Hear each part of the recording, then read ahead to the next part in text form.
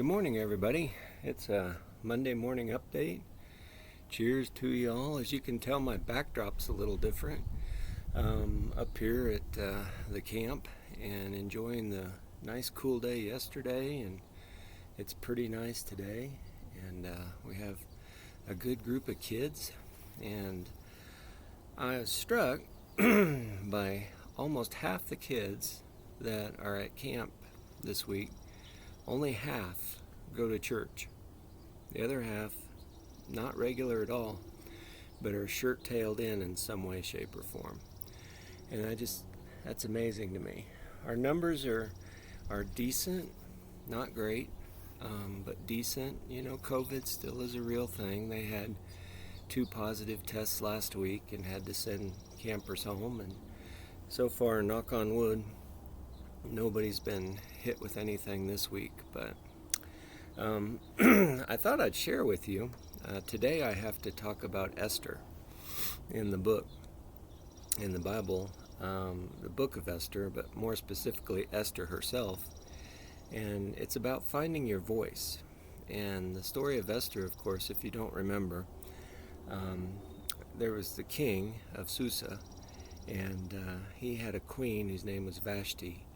And Vashti was very beautiful, very beautiful. That's probably why she was queen, let's just be honest. And one time he had gathered everybody for this great big party. And the party was going really, really well. And he said, "Hey guys, I've got a wife, let me show her to you." And so he called for Vashti to come and just basically make an appearance to show off how good she looked. And Vashti said, "No." And so the king, being outraged, I'm trying to really shorten this down, just basically said, away with her and find me someone new, just as good looking. And he found Esther. Now, Esther was a Jew living in Susa, and so she was a small part of a really larger group of Jews that were living there, but not that large. They were still in the minority. And and one of the king's advisors had decided that the Jews weren't worth the trouble that they were, and he wanted to kill them all. Well, his plot was discovered, and Mordecai was his name, went to the queen Esther now and said, "You have to talk to the king. You have to." Well, that's really a challenge, because Esther, again, was chosen she was good to look at, and I don't know if the king wanted to hear much of anything about her. So the amount of courage it took for Esther to jump forward and say, "Yes, I will do this," had to be extreme. One of the unique things about the book of Esther is God is incredibly silent in the book of Esther. He doesn't speak. The author doesn't reveal inner thoughts of God. God just isn't really that present. Or we should say, his voice is absent. And so in the absence of God's voice, Mordecai and Esther had to speak for him, and to take the courage or the danger that might come if they failed. And so that's a lesson for us, that sometimes on certain issues in this world,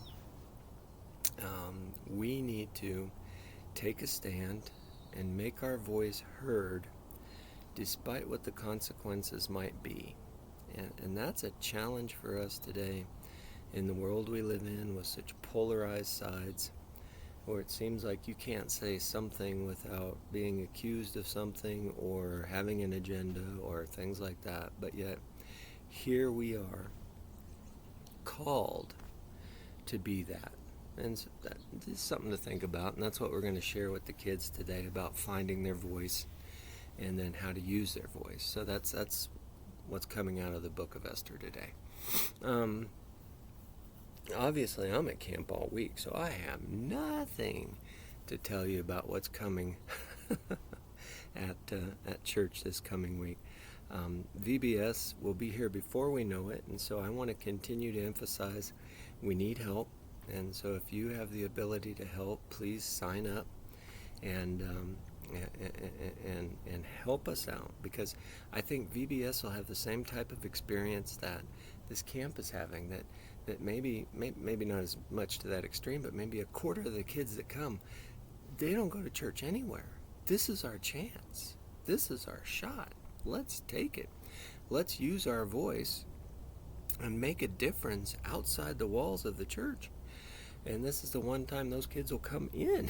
So we have to do this. We have to. So anyway, be thinking about that.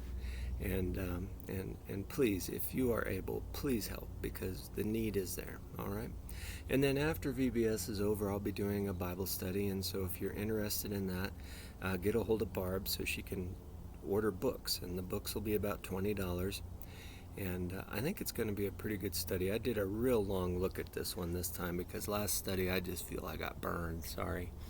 And I shouldn't say that, but I just didn't enjoy the last study. For me, it required a whole lot of extra work to get it done. So I think this one's a little better laid out and organized and yada yada. So, and you're going to have to apologize. I'm apologizing to you, because as you can tell, there's just pollen and smells and everything here, and I'm totally clogged up, but I'm loving it. And so it's a great place to be out here today. And other than that, we had our boiler campaign, and it was very successful. That was a wonderful night. The band did a great job. You guys were very generous in giving. That thermometer is moving up. You know, we might be above freezing right now, but I know you all want to be above freezing when you go into a building, so we got to keep pushing on up. And don't forget, the women are doing their drive towards ministry, and they have those envelopes, and just feel free to grab an envelope and give what you can, 5 or 25, and hopefully they can reach their goal as well. And it's all about, again, diminishing. We have to meet these challenges, and if we don't, we diminish. And I'm not ready to diminish. Yesterday I walked more steps yesterday than I did the whole week before, because I wasn't feeling well. And I'll tell you what, without constant exercise, you just slowly dwindle. And so I was feeling the dwindling yesterday. I just was not up for it. But I survived. Today, it's a full day, so now I'm really nervous, because you got to walk all day instead of half a day. But I think I'll survive. So anyway, I think those are the main things I have. God bless y'all. Real good. Have a great day. And, when I get back, I'll be happy to see y'all. So take care.